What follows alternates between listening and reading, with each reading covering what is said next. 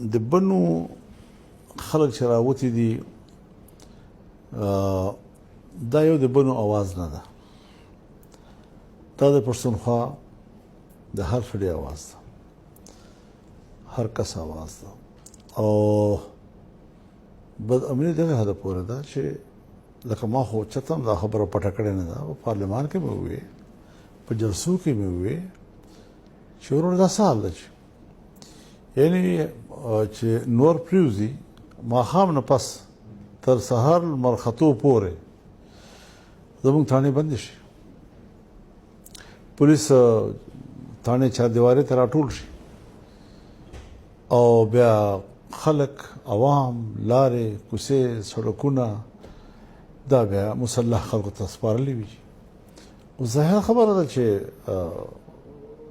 ته عام سړي ته د ټوپک اجازت نه ورکوې، هغه سره که لایسنسدار اسلوي هم ورته وایي چې نه به یې راوباسې، که بیا خوار راوایستله هم ته په هغه باندې ګرفتاروې سبا یې پرې نیسې. بل طرف ته هغه اسلحه په لارو کوڅو کې ګرځي چې هغه زموږ فوج سره نشته، نو دا خلک به خپل ځان غیر محفوظ نه بولي. دا خو ظاهره خبره ده چې زموږ د صوبې سر تا سره عوام خلک د باجوړی راواخه تر وزیرستانه پورې او بیا یې د چتراله راواخه تر ډېر اسماعیل خانه پورې بیا بلوچستان سیمو ته لاړ شي. دا سیمې ټولې حضرت نن په دغه وخت کې د وسلوالو په قبضه کې دي. تاسو وایئ چې وسلوالو ته یا دې خلکو ته سپارلي دي، چا به ورته سپارلي وي؟ جی تاسو وویل چې د حضرت چې ما د عزت د ژوند د ناموس د معاش ذمہوار ریاست وي او زه غیر محفوظ شمه، نو زه به خامخا وایم چې دا ریاست را خوشي کړي دي. نو بیا په ریاست حمله ولې کوي؟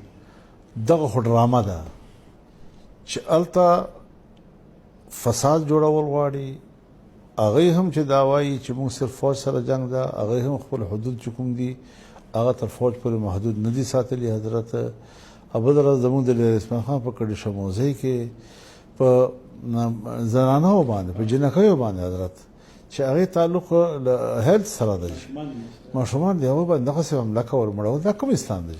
دا کوم شریعت ده؟ حضرت دې حوالې سره به فرق نه کوي، دې حوالې سره به فرق نه کوي. ما دا یقین ده چې که یو تنظیم په یوې علاقې کې دغسې جرمونه کوي او ټي ټي پي وایي چې موږ یې نه کوو، نو دوی لاره هم نیولی شي. دا ټول سره انټرلینک وي، دوی آزاد دي. زه حضرت یاره محسوسوم چې زه خپل صوبې کې خپل کلي کې نه یم مطمئن جي د دې ذمہوار څوک ته اوسي؟ تا ته خو نه شم ویلی ته زما ذمہوار یې، ده ته خو نه شم ویلی دا زما ذمہوار ده. زما ذمہوار څوک دی جي؟ نو زه به چا ته رجوع کوم جي؟ الله نه لاندې خو دا حکومت دی د هغه نمایندګي کوي جي.